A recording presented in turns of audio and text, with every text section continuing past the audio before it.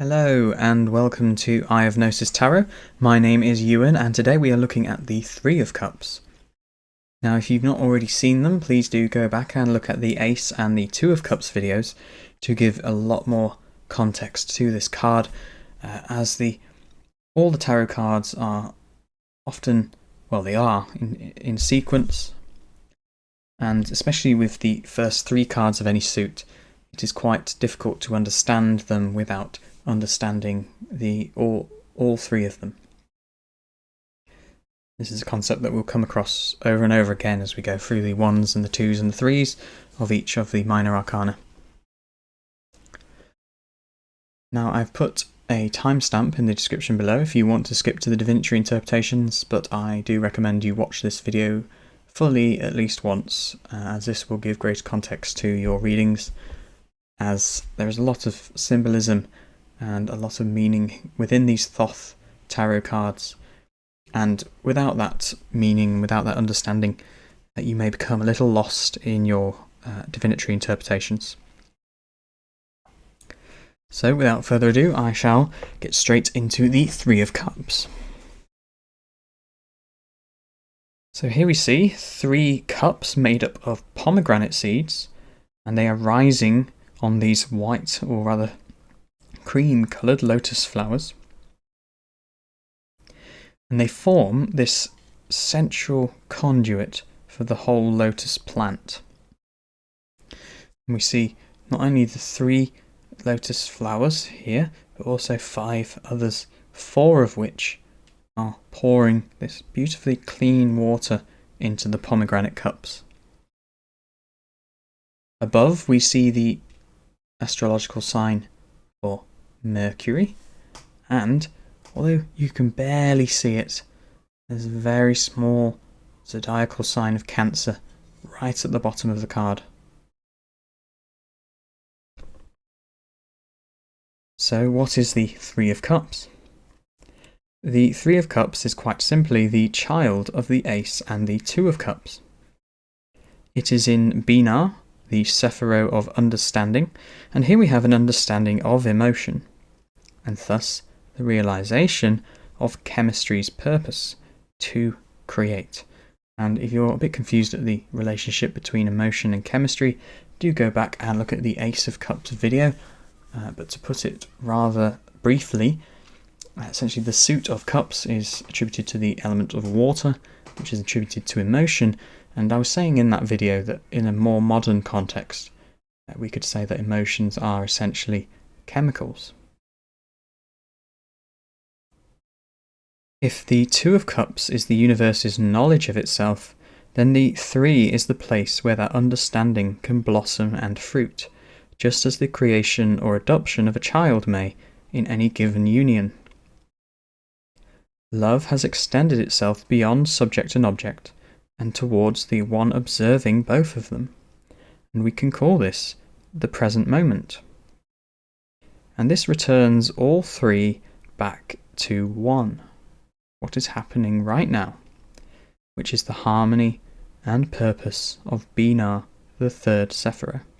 And to find out more about Binah, do go and look at the Three of Wands video. All distinctions have been erased as the divine masculine and feminine have merged into one being again, just like they were in the Ace of Cups. As Crowley states, here is the fulfillment of the will of love in abounding joy. It is the spiritual basis of fertility. So here we have a literal marriage and a family made in heaven.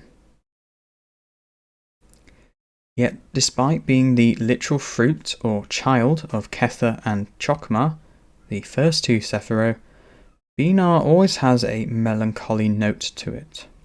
And this is especially true in the Suit of Cups, although not as true as it is in the Suit of Swords, as we shall see. This melancholy tone was hinted towards in the previous card, the Two of Cups, the love card. That is to say, what we enjoy most eventually will be lost, if we are ever to enjoy it again. Loss teaches us appreciation, and with the creation of 3, the universe has created perfection or paradise so that it can be lost again and gained again. And we'll see this concept more embodied in the 5 and 6 of Cups, and also plays around a lot with a lot of Christian imagery to do with the fall of Lucifer and the redemption of Christ. Now, the key myth linked to this card is that of the ancient Greek tale of Persephone. And for those who don't know, Persephone really represents Bina in this tale, and she was the daughter of the Greek god Zeus and the Greek goddess Demeter, and these are essentially the divine masculine and feminine respectively. And in this myth, Persephone, who was the goddess of vegetation, and it's quite funny actually when you look at that. She's the embodiment of vegetation, and her father is the sky, and her mother is the earth. It makes a lot of sense in its metaphorical context. Persephone was abducted by Hades, who represents death, so this is the deterioration of vegetation. And the reason for this was that Hades was infatuated with her. We can talk about how this decay is inevitable, and is always trying to destroy life. So Hades abducted the maiden goddess and took her down into the underworld, and this left Demeter in despair. Whilst desperately searching for her daughter, Demeter refused to allow anything to grow until her daughter was found. And of course this created a great problem on the planet, as without the earth, the world would starve. And Zeus, being the Sky Father, forced Hades to return Persephone from the underworld. Now Hades agreed, but he didn't do it freely, as he essentially tricked Persephone into eating the seeds of a pomegranate. And because this fruit was grown in the underworld, and it is a symbol of fertility, so this is talking about the relationship between when things decay, when they die, it actually creates fertile soil for the next growth. When Persephone ate this fruit, she was forever tied to the underworld, and she had to return to Hades' realm every year. And during this time, Demeter would fall into a deep depression, and the Greeks saw this as why the seasons happen in Europe, why we have spring when Persephone comes back from the underworld, summer when she's enjoying her time with her mother, autumn when she knows she's got to leave, and of course winter when she's back in the underworld and nothing, well, at least it appears that nothing is growing. Now, this is not just a symbol, however, for the seasons in Europe, but a general symbol for the cycle of birth, growth, fertility, and death. And as we said, that death fertilizes future life. Thus, we can see the pomegranate seeds coating the cups in this card as symbolizing the cyclical nature of the abundance and its relationship with loss. So we've touched a bit on the symbolism there, or should I say quite a lot on the symbolism, but this is primarily with the pomegranate, so we're going to look into a bit more of the symbolism of this card. As if you've not already guessed, the Three of Cups is associated with fertility, and this is expressed again, like we said, through the pomegranate cups. Now, the pomegranate, being both fertility and the fruit of death, points towards the fact that abundance must eventually come to an end as well. And this is a subjective end, and in truth provides the fertile soil for future abundance, as we've also spoke about in the myth. Now, when we look at the other symbols, besides the pomegranate cups, we see this great tranquil blue sea, which is the Sea of Bina, which we did see in the Ace of Cups.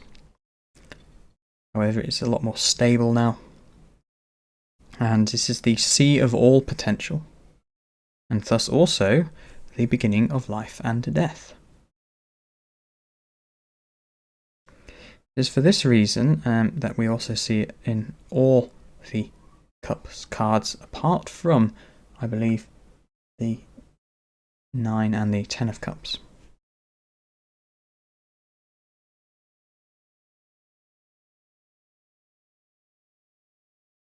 Now, Mercury is the psychopomp of the Greco-Roman myth patterns, and is the messenger sent to Persephone in that myth we talked about after she was kidnapped by Hades.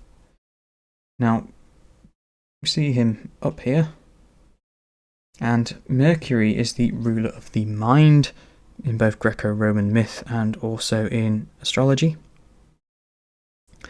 And because he is a psychopomp, he can traverse both the realms of the living and the dead. And in the tarot, we might say this is traversing the realms of the physical and the metaphysical. Meanwhile, right down here at the bottom, we have Cancer again, just as we had in the Two of Cups. And Cancer is the most receptive of the signs, and gracefully receives all the potentials that Mercury can create and discover. Thus we have an abundance of emotion sparked by the potential of the mind. Now, each of the Sephiro is also ruled by a planet. Binar is ruled by Saturn, and the Saturnian quality of Binar also creates a certain level of restriction here in the Three of Cups. However, this restriction is that of love and not malice, and is akin to the way that a compassionate mother will place boundaries for her child so that they don't harm themselves and that they can grow up with virtue, respecting both themselves and the boundaries of others. Now, the reason why we have 8 lotus flowers in the card, 1, 2, 3, 4, 5, 6, 7, 8, is invoking Hod, the Sephiro of Mercury, which we'll look at later in the Eight of Cups.